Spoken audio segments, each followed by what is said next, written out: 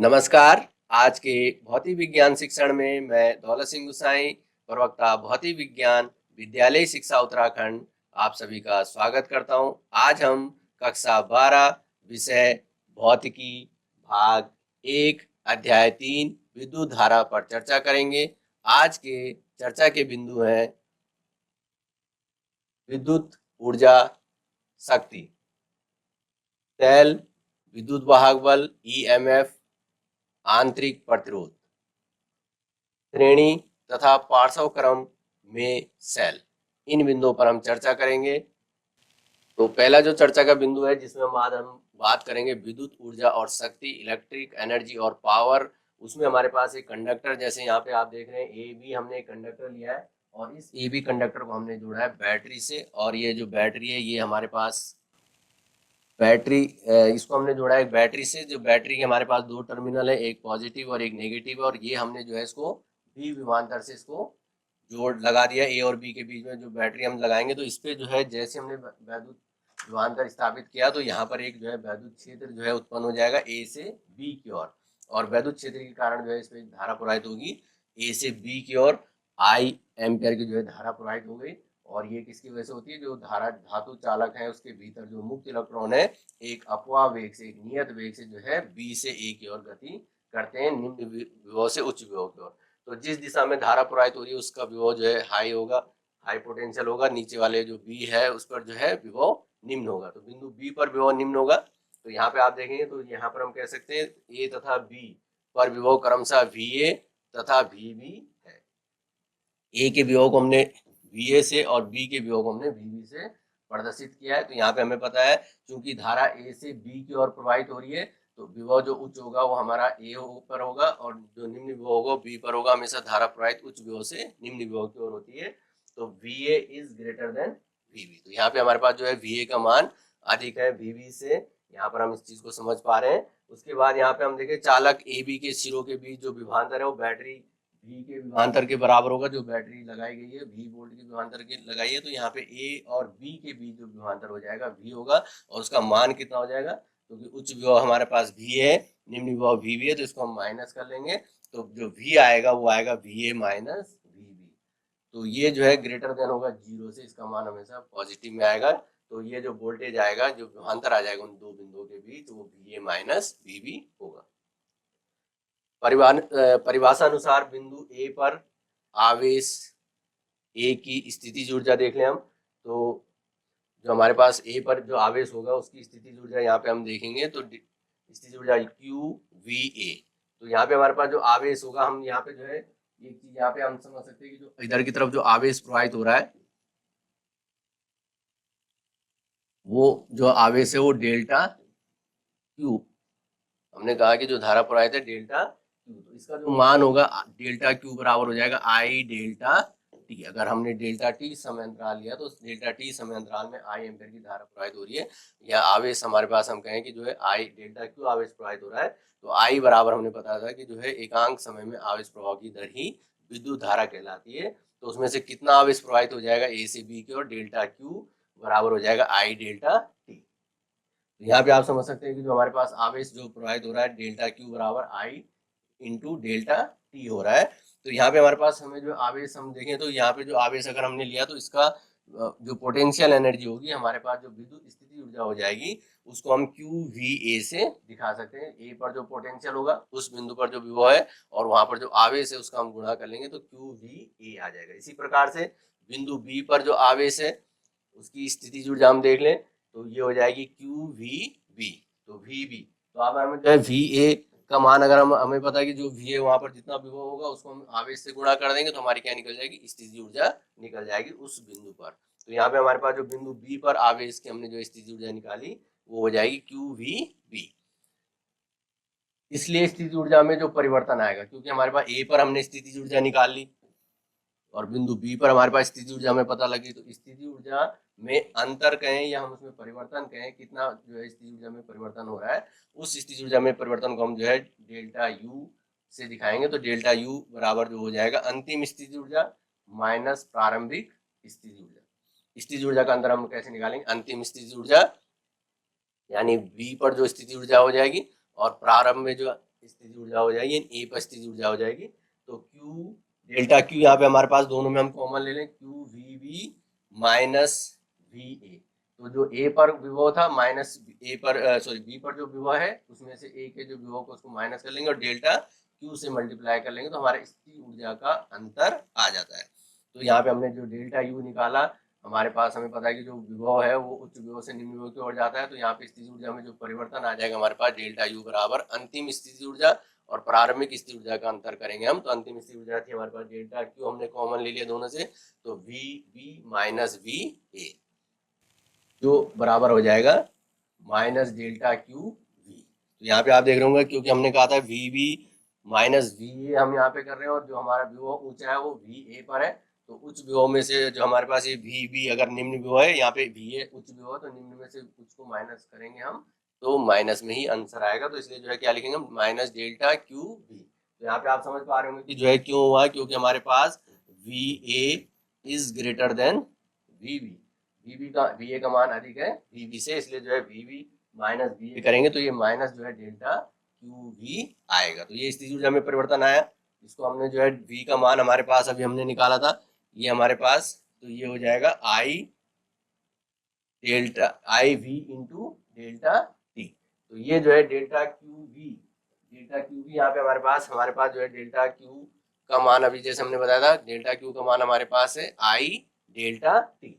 यहाँ पर हम जो है डेल्टा क्यू बराबर अभी हमने याद किया था आई डेल्टा टी। तो यहाँ पे हमने डेल्टा क्यू का मान यहाँ पे जो है रख दिया आई डेल्टा टी और वी अपने साथ इसके साथ गुणा है, तो ये हो जाएगा माइनस आई वी डेल्टा टी।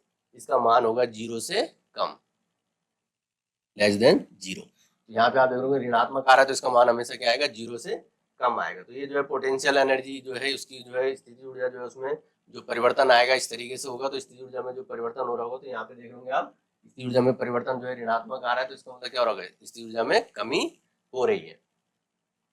यदि आवेश चालक के अंदर बिना संघटन किए हुए गतिमान है, तो बिना टकराए हुए जो है आवेश गतिमान है, उसकी गतिज ऊर्जा भी परिवर्तित होती है जिससे कि समस्त ऊर्जा अपवर्तित रहे। तो उनकी अगर गति ऊर्जा में परिवर्तित होती है, अगर जो है बिना टक्कर करते हुए संगठन नहीं करे, बिना संगठन के जो है मुक्त इलेक्ट्रॉन जो है गति करे एक सिरे से दूसरे की सिरे की ओर, तो उसकी गति ऊर्जा अपवर्तित जो है उसकी गति ऊर्जा परिवर्तित होगी।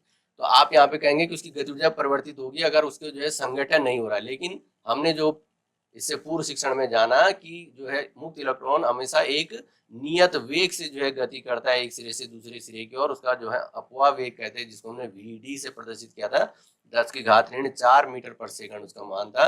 तो एक नियत वेग से गति कर रहा, तो यानी उसकी गति ऊर्जा बढ़ नहीं सकती, यानी परिवर्तित नहीं हो सकती, यानी वो क्या रहेगी, अपवर्तित रहेगी। तो अब ये जो गति ऊर्जा में अपवर्तन जो है गति ऊर्जा नहीं बढ़ेगी, तो ये जो परिवर्तन हो रहा है ये होगा कैसे, अगर बिना टक्कर के जो है, तो इसका मतलब जो है वो बारंबार धन आयनों से या परमाणु से टकरा रहा है।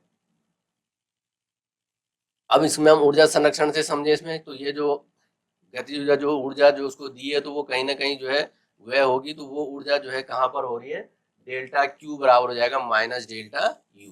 तो ये जो गति ऊर्जा ये जो है इसकी स्थिति ऊर्जा के रूप में संचित हो जाएगी, तो माइनस डेल्टा यू हो जाएगा।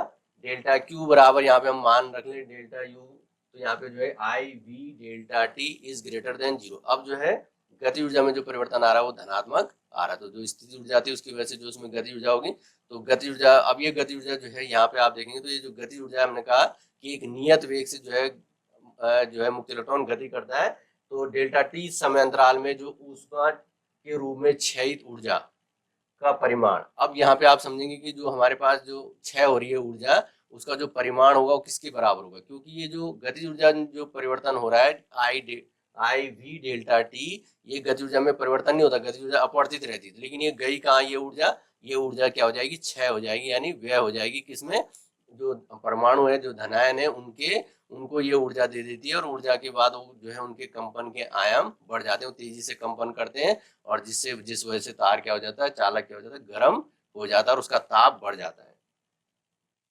तो ये जो कार्य होगा, ये जो हमने कहा कि जो गति ऊर्जा में जो परिवर्तन हो रहा है, ये जो ऊर्जा है वो डेल्टा डब्ल्यू बराबर क्या हो जाएगी, आई वी डेल्टा टी। तो यही जो है विद्युत ऊर्जा कहलाएगी, जो डेल्टा डब्ल्यू हमारे पास आ रही है आई वी डेल्टा टी। तो डेल्टा टी समय अंतराल में जो धारा प्रवाहित हो रही थी I और उनके बीच विभवांतर V है, तो IV डेल्टा T ये क्या हो जाएगा, उस विद्युत ऊर्जा की जो है सूत्र हो जाएगा डेल्टा W बराबर। तो ये ऊर्जा हमें जो है किस रूप में मिल रही है, जो हमारी जो है हीट के रूप में मिल रही है, जो उसमें हमारे पास उष्मा जो है विकिरण के रूप में, प्रकाश के रूप में हो रहा है, चाहे विद्युत लैंप है उससे जो है प्रकाश विकिरण हो रहा है या ऊष्मा जो उत्सर्जित हो रही है वो ऊर्जा या जो चालक तार गर्म हो जा रहा है उस रूप में जो है ये हमारी विद्युत ऊर्जा में प्राप्त हो रही है। तो ये डेल्टा W बराबर हो रहा है IV डेल्टा T। प्रति एकांक समय में क्षय हुई ऊर्जा क्षयित शक्ति के बराबर होती है। तो हमने जाना है कि जो है जो प्रति एकांक समय में हम कहें या ऊर्जा क्षय की दर है उसी को हम क्या कहते हैं, शक्ति कहते हैं। तो प्रति एकांक समय में क्षय हुई ऊर्जा यानी जो ऊर्जा क्षय हो रही है एकांक समय में उसी को हम शक्ति, पावर, सामर्थ्य कहते हैं। इसी को हम सामर्थ्य भी कहते हैं। तो ये शक्ति जो है अगर हमें पावर निकालनी है तो हम क्या करेंगे, जो विद्युत ऊर्जा है उसमें हम समय का भाग दे देंगे, तो P बराबर हो जाएगा delta W upon delta T। तो जो हमारा समय अंतराल था वो डेल्टा T है, विद्युत ऊर्जा व्यय हो रही है डेल्टा W, तो P जो हमारी होती है पावर यानी शक्ति, P बराबर हो जाएगा delta W upon delta T। तो ये हमारे पास जो है P का मान यहाँ पे आया, तो delta W upon delta T। और हमें पता है शक्ति का जो मात्रक होता है वाट होता है और जो विद्युत ऊर्जा का जो मात्रक होता है वो जूल होता है। तो ये जो है जूल और इसका जो मात्रक हो जाएगा हमारे पास वाट।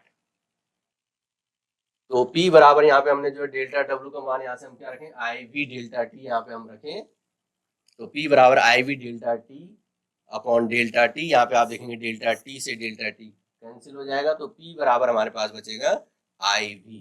तो ये जो है P बराबर IV या हम VIV इसको हम कह सकते हैं। तो ये जो हमारे पास आया ये शक्ति का सूत्र आया। तो ये जो हमारे पास वह शक्ति होगी वाट में। इस तरीके से हमारे पास अगर V वोल्ट का विभवांतर हमने स्थापित किया है और उसमें I एम्पेयर की धारा प्रवाहित हो रही है तो उसमें जो वह शक्ति है वो जो शक्ति क्षय होगी वो E बराबर IV के बराबर होगी। ओम के नियम से हम इसको जो है अन्य सूत्र में भी हम इसको जो है प्रदर्शित कर सकते हैं। तो ओम के नियम से V बराबर I का उपयोग करने पर हमें जो प्राप्त होगा हम पाते हैं P बराबर I स्क्वायर R और बराबर होता है V स्क्वायर अपॉन R। क्योंकि अभी आप देख रहे होंगे जो हमने P का मान निकाला P बराबर IV। तो यहाँ पर अगर आप जो है V की जगह यहाँ से आप इस ओम के नियम से आप देखें V की जगह अगर आप जो है IR रख देंगे यहाँ पे, तो यहाँ पे हमारे पास V की जगह हमने जो है यहाँ पर IR रखा तो तब हमें जो प्राप्त होगा I स्क्वायर R होगा। तो अगर हमारे पास प्रतिरोध जुड़ा है कि हम कहें कि हमारे पास जो है 100 हमारे पास जो प्रतिरोध बल्ब जो दिया है बल्ब का प्रतिरोध अगर हमें पता है कि कितना प्रतिरोध है बल्ब का और उसमें जो है धारा प्रवाहित हो रही तो हम उसकी शक्ति क्षय निकाल सकते हैं कि कितनी व्यय होगी शक्ति। उसी प्रकार से अगर हमने वोल्टेज लगा रखा है 220 वोल्ट लगा रखा है और उसमें जो है प्रतिरोध अगर हमें पता है कि बल्ब का प्रतिरोध इतना है तो उसमें जो शक्ति व्यय होगी उसको भी हम P बराबर किस सूत्र से निकालेंगे, V स्क्वायर अपॉन R। ये वाला सूत्र किस तरीके से है आप यहाँ पे तब जो है I की जगह क्या रखेंगे V अपॉन R, I बराबर रखेंगे V अपॉन R। तो V अपॉन R रख देंगे तो I V यहाँ पे जो है I की जगह V अपॉन R रखेंगे तो तब हमें क्या मिलेगा V स्क्वायर अपॉन R। तो यहाँ पे आप देख रहे होंगे तब हमें जो है V स्क्वायर अपॉन R प्राप्त होगा। यह वह शक्ति है जो उदाहरण के लिए किसी ताप दीप्त विद्युत लैंप की कुंडली को प्रदीप्त करती है जिसके कारण वह ऊष्मा तथा प्रकाश को विकिरण करता है। जो हम अभी बात कर रहे थे कि जो ऊर्जा व्यय हुई है ये व्यय हमें दिखेगी कहाँ पर, जो हमने विद्युत लैंप लिया है जो हमारी जहाँ पर शक्ति क्षय हो रही है वो जो है ऊष्मा के रूप में या प्रकाश विकिरण के रूप में हमारी हमें जो है प्राप्त होती है। यानी जो जो निकलता है वो ऊष्मा हीट के रूप में हमारा हीटर कह लें हम तो, या हम जो प्रेस कह लें, हमारी जो विद्युत जितने भी हमारी युक्तियाँ हैं, इलेक्ट्रॉनिक युक्तियाँ हैं जो हमारी प्रेस हो गई तो हीट कर रही है, उसी तरीके से हमारा हीटर हो गया, उसी तरीके से हमारे लैंप हो गए, विद्युत लैंप हो गए। तो वो जितने भी हमारे जो अप्लायंसेस है उसमें जो है क्या होती है ऊष्मा के रूप में या प्रकाश विकिरण के रूप में ये शक्ति क्षय होती है।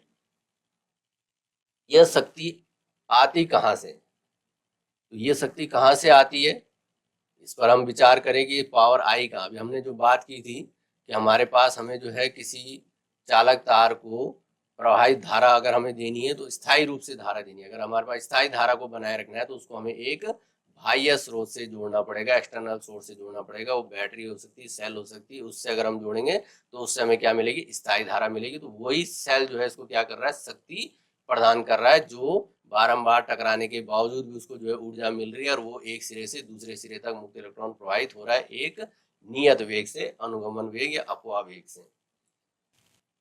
किसी चालक में स्थायी धारा के प्रभाव को बनाए रखने के लिए हमें एक बाह्य स्रोत की आवश्यकता होती है। जैसे हमने सेल की बात की थी, बैटरी की बात की थी, हमें बाह्य सेल की आवश्यकता होती है। स्पष्टता यह स्रोत है जिसे इस शक्ति की आपूर्ति करनी चाहिए, तो इसी स्रोत से उसको आपूर्ति मिलेगी लगातार जो है। तो यहाँ पे देख रहे हैं, जैसे हमने एक प्रतिरोध लिया और उसको हमने यहाँ पर एक बैटरी से हमने जोड़ा है, तो ये जो सेल है, यही सेल क्या करेगा, उसमें जो है शक्ति का काम करेगा, जो उसकी आपूर्ति लगातार उसको शक्ति प्रदान करेगा, ताकि वो जो है एक सिरे से दूसरे सिरे तक एक नियत वेग से गति कर सके। विद्युत सेल, इसके लिए जो युक्ति होती है ये हमने बताया, विद्युत सेल जिसको हम इलेक्ट्रिक सेल कहते हैं। इस तरीके की संरचना आपने देखी है। एक सेल हमारे जो टॉर्च में लगते हैं, बैटरी, और वहां पर हमारे पास इस तरीके की संरचना होती है। एक पे जो हमारे पास होता है, एक पॉजिटिव टर्मिनल होता है, एक नेगेटिव टर्मिनल होता है। जिस तरीके से हमने, तो इसका जो प्रतीक चिन्ह होता है हमारे पास, इस तरीके से हम उसको दिखाते हैं सर्किट में। एक दो समांतर प्लेटें होती है, एक बड़ी प्लेट होती है जिसको हम धनात्मक से दिखाते हैं, और एक छोटी प्लेट होती है उसको हम ऋणात्मक से दिखाते हैं। तो ये हमारी बैटरी कहलाती है। और ये जो हमारे पास विद्युत सेल है, उसकी जो संरचना हम देखें तो इस तरीके से हमारे पास एक जो है रासायनिक सेल भी हम इसको कहते हैं। तो यहाँ पर हमारे पास एक धनात्मक इलेक्ट्रोड होता है, एक ऋणात्मक इलेक्ट्रोड होता है। तो और इसके अंदर जो होता है एक विद्युत अपघट्य जिसको हम घोल कहते हैं। एक जो है विद्युत अपघट्य होता है, इलेक्ट्रोलाइट होता है। तो ये इलेक्ट्रोलाइट जो घोल होता है, अमोनियम क्लोराइड का हो सकता है। इसमें जो है इसको जो है इसकी जो प्लेटें होती हैं, एक धनावेशित होती है जिसको धनात्मक इलेक्ट्रोड, और एक ऋणावेशित होती है जिसको हम ऋणात्मक इलेक्ट्रोड कहते हैं। और ये जो है एक रासायनिक क्रिया होती है इसके भीतर। तो इस प्लेटों पर जो है धीरे धीरे क्या होने लग जाता है, धनावेशों का, और इधर की तरफ ऋणावेश आने लग जाते हैं। तो इस तरीके से ये वाली प्लेट, ये वाले इलेक्ट्रोड ऋणावेशित कहलाता है, और दूसरा वाला हमारा धनावेशित कहलाता है। इस तरीके की संरचना हमारे पास होती है। और जैसे हम इसको जो है किसी बाह्य प्रतिरोध से अगर हम जोड़ेंगे, तो ये जो है प्लस वाले से और माइनस वाला, ये हमारे पास ये सेल के भीतर की, ये जो है सेल के भीतर की संरचना। लेकिन जब हम परिपथ में दिखाते हैं तो उसको प्रतीक चिन्ह से हम इस तरीके से हम इसको प्रदर्शित करते हैं। और यहाँ पर हमारे पास ये जो धन से ऋण की ओर जो है क्या होने लग जाती है, धारा प्रवाहित होने लग जाती है। तो इस तरीके से विद्युत सेल जो है कार्य करता है। अब इसमें हम जो हमारा चर्चा का बिंदु अगला, इसमें हम देखें सेल विद्युत वाहक बल, ईएमएफ, आंतरिक प्रतिरोध। ईएमएफ इलेक्ट्रोमोटिव फोर्स, जिसको हम विद्युत वाहक बल कहते हैं। यहाँ पर हमारे पास जो हमने सेल के बारे में चर्चा की, तो जो सेल है वो एक रासायनिक ऊर्जा को विद्युत ऊर्जा में बदलने की एक युक्ति है। और इसके जो है इलेक्ट्रोड होते हैं, एक पॉजिटिव और एक नेगेटिव। तो विद्युत अपघटनीय सेल विद्युत परिपथ में स्थायी धारा को बनाए रखने के लिए एक सरल युक्ति है। एक ऐसा डिवाइस है जो स्थायी धारा को बना के रखता है। विद्युत अपघटनीय सेल हम इसको कहते हैं, जिसमें इलेक्ट्रोलाइट, जो उसका जो विद्युत अपघट्य घोल है, वो जो है क्या करता है, रासायनिक क्रिया करता है। एक जो है धनावेशित कर देता है एक प्लेट को, दूसरी प्लेट को ऋणावेशित कर देता है। यहाँ पे हमारे पास इस तरीके से जो है विद्युत अपघट्य हमने दिखाया। और इस विद्युत अपघट्य जो इलेक्ट्रोलाइट है, इसमें अमोनियम क्लोराइड का घोल होता है। और ये जो है क्या करता है, रासायनिक क्रिया के बाद इस वाली प्लेट को जो है P, जहाँ पे हमने लिखा है, तो ये वाला जो है P हमारा होता है पॉजिटिव, और N होता है हमारे पास नेगेटिव। और यहाँ पर हमने जो है एक बिंदु दिखा रखा है, तो इसके भीतर हमारे पास जो विभव होगा, जब तक हमने जो इसको, जब हम इससे जो है क्या होंगे, सेल से अगर हम धारा प्रोवाइड करते हैं, तो हमने धारा प्रोवाइड करनी, तो हमने पी वाले को जो है जिस प्रतिरोध, बाह्य प्रतिरोध से हमें जोड़ना है, उसके सी और डी के बीच में हमने रखा हुआ है। तो हमने जो है सी को पी से जोड़ देना है, एन को डी से जोड़ देना है। तो इस प्रकार से एक परिपथ पूरा हो जाएगा, और इसमें जो है धारा प्रवाहित होने लग जाएगी आई एम्पियर सी से डी की ओर। मूल रूप से रिपीट, मूल रूप से एक सेल के दो इलेक्ट्रोड होते हैं, जो कि धनात्मक P तथा ऋणात्मक N कहलाते हैं। तो यहाँ पे हमने जो दो इलेक्ट्रोड दिखा रखे हैं P और N, एक को हम जो है धनात्मक कहते हैं और एक को हम ऋणात्मक यानी नेगेटिव, और एक पॉजिटिव। तो P और N से हम इसको प्रदर्शित करेंगे। विलयन में डूबे इलेक्ट्रोड विद्युत अपघट्य के साथ आवेशों का आदान प्रदान करते हैं। तो जो उसमें प्लेटों में जो उसके विद्युत अपघट्य के अंदर जो गोल के अंदर जो है जो प्लेटें हैं, उसमें जो है आवेशों का आदान प्रदान होता है। किसी बिंदु A पर स्वयं इस इलेक्ट्रोड के बीच एक विभवांतर, तो यहाँ पे हमारे पास जो है उसके बीच का विभवांतर हमारे पास जो है, यहाँ पर हमारे पास V प्लस, जो P पर हमारे पास जो विभवांतर होगा, वहां पर हमारे पास जो होगा बिंदु A पर हमने जो है तथा स्वयं इस इलेक्ट्रोड के बीच का विभवांतर। तो जो हमारे पास इलेक्ट्रोड पे हमने जो पॉइंट लिया है P बिंदु और A के बीच का जो विभवांतर हो जाएगा, उसको हम कैसे दिखाएंगे, V पॉजिटिव से, क्योंकि वो धनात्मक है। तो इसका हमने विभव को किससे दिखा दिया, V पॉजिटिव से। और इसका जो V धनात्मक होगा, ये ग्रेटर देन जीरो, यानी जीरो से अधिक होगा। इसी प्रकार ऋणात्मक इलेक्ट्रोड अपने ठीक पास के विद्युत अपघटनीय विलयन के किसी बिंदु बी के सापेक्ष एक ऋणात्मक विभव पर होगा। और ये जो विलयन की हमें बताया विद्युत अपघटन की जो रासायनिक क्रिया होती है उसकी वजह से बिंदु बी पर जो है क्या होता है, ऋणात्मक विभव आ जाता है। तो वहां पर हमारे पास जो विभव में अंतर आएगा वो हमारे पास जो आएगा वी नेगेटिव। उसको हम जो है एन और बिंदु पी के जो बीच विभवांतर हम बताएं उसका जो इलेक्ट्रोड पर जो विभवांतर हो जाएगा वो हो जाएगा वी नेगेटिव। और जो वी नेगेटिव होगा इसका मान या तो जीरो के से बड़ा हो सकता है या जीरो के बराबर हो सकता है। और टोटल जो विभवांतर होगा हमारे पास जो पी और एन के बीच का जो विभवांतर होगा हम उसको सेल के विभवांतर के बराबर बताते हैं और उसको हम कैपिटल वी से प्रदर्शित करते हैं। जब कोई विद्युत धारा प्रवाहित नहीं होती है, तो अगर हमारे पास सेल से हमने जो बाह्य प्रतिरोध आर नहीं जोड़ा है, कोई धारा प्रवाहित नहीं होती, तो समस्त विद्युत अपघटनीय विलयन का समान विभव होता है। पी तथा एन के मध्य विभवांतर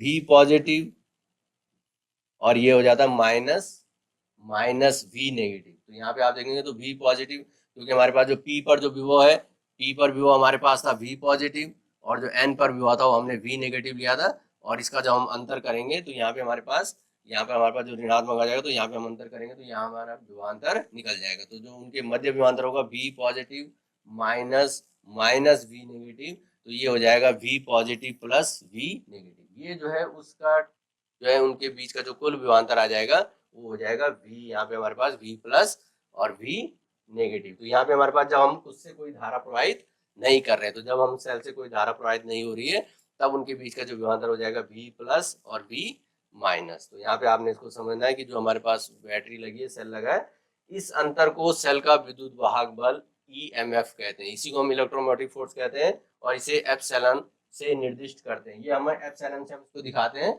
ये हमारे पास एप्सिलॉन हो गया। तो ये विद्युत वाहक बल, इसमें आप एक चीज ध्यान रखेंगे, ये जो है प्राचीन पुराने जो ऐतिहासिक नाम दिया गया है विद्युत वाहक बल, ये कोई एक बल नहीं है बल्कि क्या है, विभवांतर है। और ये जो है विद्युत वाहक बल कहलाता है। और इसका मात्रक भी जो है, जो विभव का मात्रक है वही होता है वोल्ट। तो विद्युत वाहक बल का मात्रक भी वोल्ट होता है। और ये इलेक्ट्रोमोटिव फोर्स लग रहा है कि बल नाम है, तो इसमें कोई बल लग रहा होगा, बल नहीं है, केवल ये जो ऐतिहासिक नाम इनका जो है विद्युत वाहक बल रखा गया पहले से ही वैज्ञानिकों ने, तो वही चला आ रहा है। लेकिन इसको जो है केवल ये जो है विभवांतर होता है, तो वहाँ पे विद्युत वाहक बल इसका मात्रक भी वोल्ट होता है। ये जो है इसी के बराबर होता है। ये जो हमारे पास आया है, इस अंतर को हम जो है क्या कहते हैं, इस सेल का विद्युत वाहक बल कहते हैं।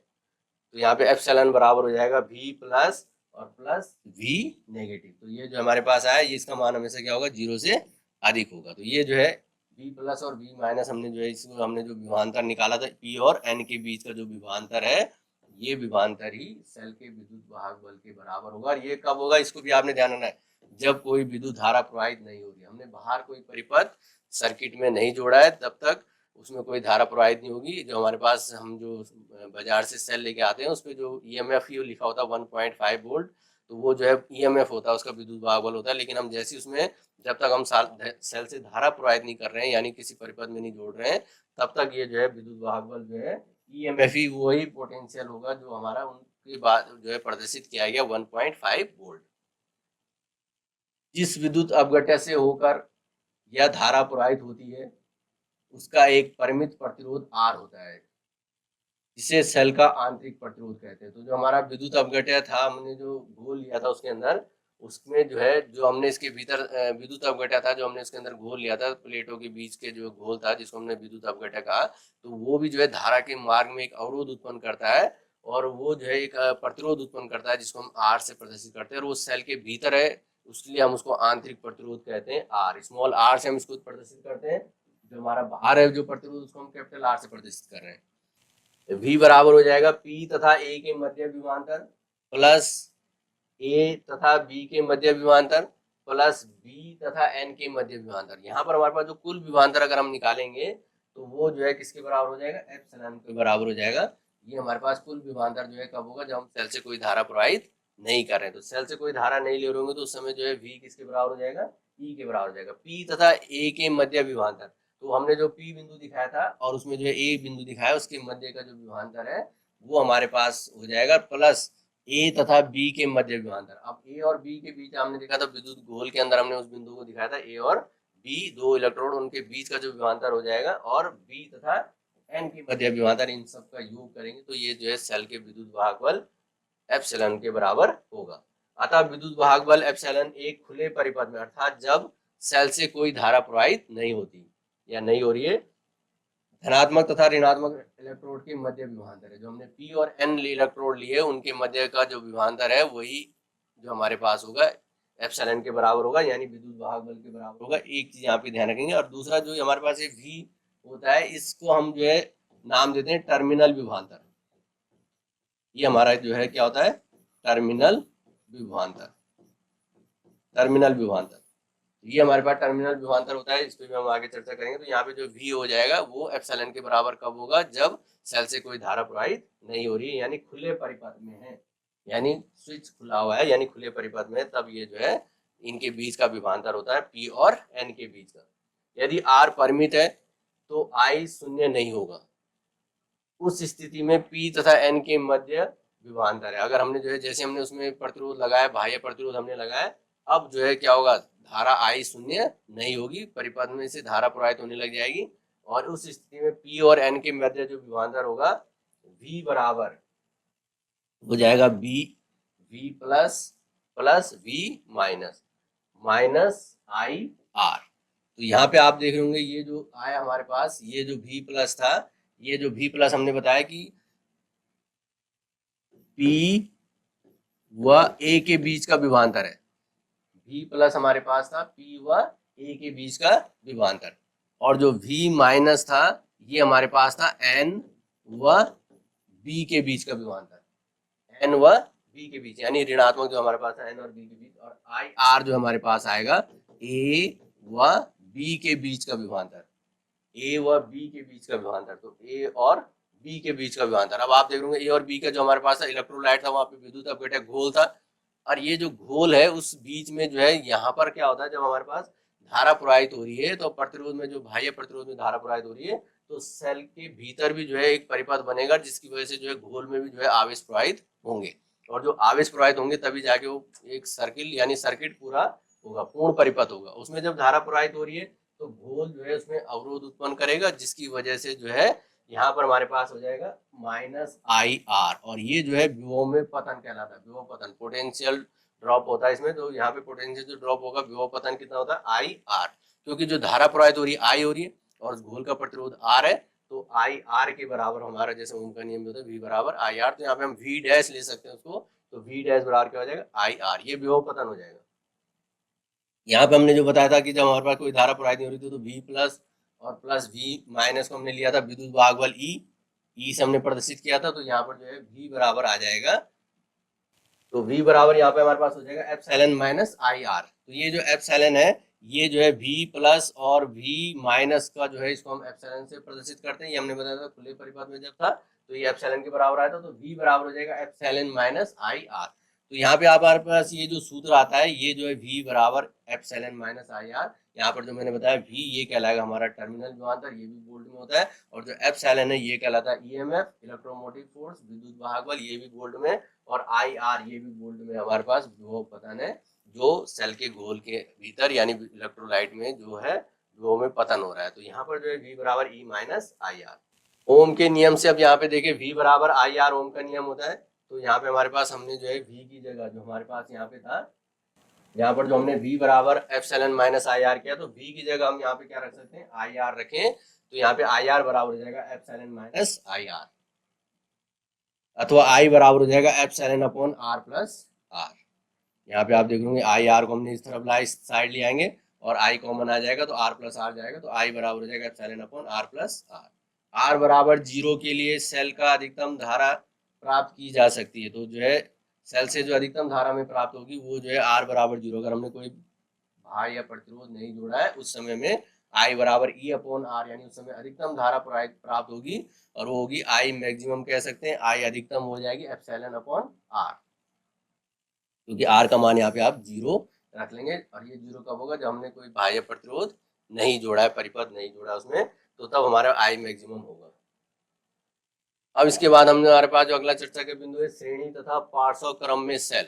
अब हमारे पास जो है हम श्रेणी क्रम में अगर हम सेलों का संयोजन करें और अगर हम समांतर क्रम जिसको हम पार्श्व क्रम भी कहते हैं उसमें हम सेलों का संयोजन करें तो क्या होता है इसमें, क्योंकि हमें जो है जब हम अधिक सेलों को जो है जोड़ेंगे तो हमारे पास जैसे टॉर्च होती है उसमें 2 या 2 से अधिक सेल जोड़ते हैं तो विभवांतर हमारा बढ़ जाता है। तो यहाँ पे हमारे पास विद्युत वाहक बल ε1 तथा ε0 के दो सेल श्रेणी क्रम में संयोजित है। हमारे पास दो सेल हमने लिए जैसे जिनके आंतरिक प्रतिरोध क्या है R1 व R2 उनके आंतरिक प्रतिरोध है और उनको हमने श्रेणी क्रम संयोजन में जोड़ा है। तो श्रेणी क्रम संयोजन में हम जोड़ते किस तरीके से, जैसे यहाँ पे आप देखें यहाँ पर हमारे पास दो सेल हैं जिनके विद्युत वाहक बल ε1 और ε2 है और ये हमारे पास पॉजिटिव और नेगेटिव। तो पहले सेल की नेगेटिव प्लेट को दूसरे सेल के पॉजिटिव से अगर हम जोड़ दें, इसी प्रकार से क्रमांक 2 से अधिक भी हो सकते हैं सेल, उसको भी हम समझेंगे। तो वहां पर हमारे पास इस तरीके से अगर हम जोड़ें तो वहां पर हमारे पास जो होगा इस प्रकार का संयोजन हमारा श्रेणी क्रम संयोजन कहलाता है। तो पहले सेल के दो बिंदुओं के बीच हमने जोड़ा है ए और बी और दूसरे सेल को हमने जोड़ा है बी और सी। इनके आंतरिक प्रतिरोध हमारे पास है R1 और R2, ये हमारे इनके आंतरिक प्रतिरोध है। तब VA माइनस VB पहले सेल के धनात्मक तथा ऋणात्मक टर्मिनल के मध्य विभवांतर होगा। तो यहाँ पे हमारे पास अगर हमें VA माइनस VB, क्योंकि A का विभव उच्च होगा, B का विभव निम्न होगा, क्योंकि धारा जिस दिशा में प्रवाहित हो रही है A से B की ओर जा रही है, तो यहाँ पे हमारे पास हो जाएगा B, A का विभव उच्च होगा तो VA माइनस VB। तो ये जो है सेल के जो धनात्मक तथा ऋणात्मक टर्मिनल के जो है हमारे पास ये मध्य विभवांतर, इसको हम टर्मिनल विभवांतर भी कहते हैं। तो VAB से हम उसको प्रदर्शित कर सकते हैं। तो VAB बराबर क्या हो जाएगा, VA माइनस VB बराबर हो जाएगा, हमें पता है जो टर्मिनल विभवांतर हो किसके बराबर होता है, उस सेल के विद्युत वाहक बल ε1 माइनस जो विभव पतन हो रहा है माइनस IR1। ड्रॉप विभवांतर जो हमने बताया पोटेंशियल ड्रॉप हो रहा है, यानी जो है विभव पतन हो रहा है, इसलिए हमने ऋणात्मक में आएगा। तो ε1 माइनस IR1 यहाँ पे आप समझ पा रहे होंगे। यहाँ पे हमारे पास जो है ε माइनस IR1 है। इसके बाद हम देखें इसी प्रकार VBC यानी जो है B और C के बीच जो हमने दूसरा सेल जहाँ पे जोड़ा है उसके बीच का जो टर्मिनल विभवांतर आएगा VB से हम उसको प्रदर्शित करेंगे तो उसका मान क्या हो जाएगा VB माइनस VC बराबर ε2 माइनस IR2। उसी सूत्र से हमने इसका प्रयोग किया। अतः संयोजन के टर्मिनल A व C के मध्य विभवांतर, यहाँ पे हम A और C के मध्य जो विभवांतर हम देखें टोटल जो विभवांतर आ जाएगा VAC बराबर हो जाएगा VA माइनस VC। तो VA माइनस VC, तो यहाँ पे हमारे पास जो टर्मिनल विभवांतर आएगा VA माइनस VC आएगा और वो जो है VA माइनस VC कैसे आएगा, आप यहाँ पे देखो जो हमने निकाला था पहले सेल के लिए VA माइनस VB और प्लस VB माइनस VC। तो उन दोनों समीकरणों को हम क्या कर देंगे, जोड़ देंगे, जो हमने पहले प्राप्त की थी उन दोनों समीकरणों को हम वहां पे जोड़ेंगे। यहाँ पे आप जो है यहाँ पे हम क्या करेंगे उन दोनों समीकरणों को हम यहाँ पे जोड़ देंगे जो हमने देखा तो VA माइनस VB और VB plus VB minus VC। तो यहाँ पे हमारे पास होगा तो क्यों क्या होगा, तो VB से VB कैंसिल हो जाएगा तो क्या बचेगा VA माइनस VC। तो आप देख रहे होंगे VA माइनस VC आया कैसे, तो हमें जो है VA माइनस VC करने के लिए हमें उन दोनों के टर्मिनल विभवांतर यानी पहले सेल के टर्मिनल विभवांतर और दूसरे सेल के टर्मिनल विभवांतर को हम जोड़ देंगे। तो यहाँ पर हमारे पास आएगा ε प्लस ε1 प्लस ε2 दोनों में कॉमन था तो इसको हम जोड़ देंगे माइनस IR1 प्लस R2। तो यहाँ पे हमारे पास जो है ये एप्सिलॉन प्लस ये ब्रैकेट में आ जाएगा, ये जो है हमारे पास दूसरे ब्रैकेट में आ जाएगा, आई हमने कॉमन ले लिया। यहाँ पे आप देख रहे हो ये वाला सूत्र था वहाँ पे, यहाँ पे हमारे पास यहीं पे मैं लिख लूँ VAB बराबर जो हमारे पास आया था VA माइनस VB बराबर E1 माइनस IR1 ये था। तो यहाँ पे हम इन दोनों को जोड़ेंगे तो हमारे पास ε1 और ε2, तो यहाँ पर हमारे पास हो जाएगा ε1 और सॉरी VA माइनस VB बराबर कट रिपीट हो जाएगा, यहाँ पे VA माइनस VB बराबर हो जाएगा ε1 माइनस IR1। तो ε1 और ε2 यहाँ पे हम दोनों को जोड़ेंगे तो ε1 प्लस ε2 आ जाएगा और इन दोनों में हमारे पास I कॉमन आ रहा है तो माइनस I कॉमन लेंगे तो R1 प्लस R2। आप समझ पा रहे होंगे आप किस तरीके से है। और ये जो हमारे पास है A और C के बीच का विभवांतर आ गया। किसी एकल सेल का विद्युत वाहक बल एप्सिलॉन EQ तथा आंतरिक प्रतिरोध REQ में प्राप्त होता है। EQ का मतलब इक्विवेलेंट, यानी अगर हम इसके तुल्य एक सेल ले लें और A और C के बीच में हमने इन दोनों के स्थान पर एक ऐसा सेल जोड़ दिया जिसका हम तुल्य विद्युत वाहक बल हम एप्सिलॉन इक्विवेलेंट हम इसको दिखा सकते हैं, एप्सिलॉन EQ हमने लिख दिया और उनका जो तुल्य प्रतिरोध आंतरिक प्रतिरोध है उसको हमने REQ से प्रदर्शित कर दिया। तब हमारे पास जो टोटल A और C के बीच यहाँ पे हमारे पास ये वाला चित्र हमने दिखाया, यहाँ पे आप देखें ए और सी के बीच में उसका जो विद्युत भाग बल है एप्सिलॉन ई क्यू और आंतरिक प्रतिरोध है आर ई क्यू, तब हमारे पास वी ए सी बराबर हो जाएगा epsilon E Q minus I R E Q. तो यहाँ पर आप देखो जो अभी हमने सूत्र प्राप्त किया था उससे हम इसकी तुलना कर लें तो सेलों के जो संयोजित करने पर हमारे पास आएगा एप्सिलॉन ई क्यू बराबर हो जाएगा एप्सिलॉन 1 प्लस एप्सिलॉन 2 और आर ई क्यू बराबर हो जाएगा आर 1 प्लस आर 2। ये हमने अभी देखा, इस तरीके से हमें ये इक्वेशन प्राप्त हो जाएगी। इस तरीके से हम क्या कर सकते हैं, सेल के विद्युत भाग बल को हम ज्ञात कर सकते हैं। अगर हमारे पास दो सेल है, एक 2 वोल्ट का एक 3 वोल्ट का, तो उसका जो इक्विवेलेंट हो जाएगा यानी जो तुल्य विद्युत भाग बल होगा 5 वोल्ट आ जाएगा। उसी प्रकार से श्रेणी क्रम में हमें पता है कि जो प्रतिरोधों का जो संयोजन होगा उनके प्रतिरोधों के आंतरिक प्रतिरोधों को जोड़ देंगे तो उससे हमारे पास आर इक्विवेलेंट निकल जाएगा। स्पष्टतः श्रेणी क्रम संयोजन के नियम को सेलों के किसी भी संख्या के लिए विस्तारित किया जा सकता है। जो 2 सेल हो सकते हैं, 3 सेल हो सकते हैं, 4 हो सकते हैं, बहुत ज्यादा जो है इसमें n सेल तक हम इसमें लेंगे तो माना n सेलों के श्रेणी क्रम संयोजन का जो तुल्य विद्युत भाग बल है उनके व्यष्टिगत विद्युत भाग बलों का योग है तथा यानी जो व्यष्टिगत माने अलग अलग विद्युत भाग बल, जितने भी अलग अलग विद्युत भाग बल उनका योग कर लेंगे तो हमारे पास कुल विद्युत भाग बल निकल जाएगा। दूसरा हम देख लें n सेल के श्रेणी संयोजन का तुल्य आंतरिक प्रतिरोध उनकी आंतरिक प्रतिरोध का योग है। अगर हम उसका जो है n सेल ले रखे तो उनका जो हमारा तुल्य आंतरिक प्रतिरोध हो जाएगा उन अलग अलग आंतरिक प्रतिरोधों के योग के बराबर हो जाएगा। तो यहाँ पे हमारे पास जो I1 करंट आ रही है और ये I2 करंट आ रही है, ये दोनों पॉइंट B पर मिल रही है और यहाँ से जो कुल धारा प्रवाहित प्राप्त हो रही है हमें I धारा प्रवाहित हो रही है, तो यहाँ पे हम कहेंगे I बराबर जो हो जाएगा I1 प्लस I2। तो ये जो I धारा होगी यहाँ पर जो I1 प्लस I2 हो जाएगा। मान लीजिए बिंदु B1 तथा B2 पर विभव क्रमशः VB1 तथा VB2 है। पहले बिंदु B1 पर हमने जो विभव लिया VB1 लिया, दूसरे पे VB2 लिया।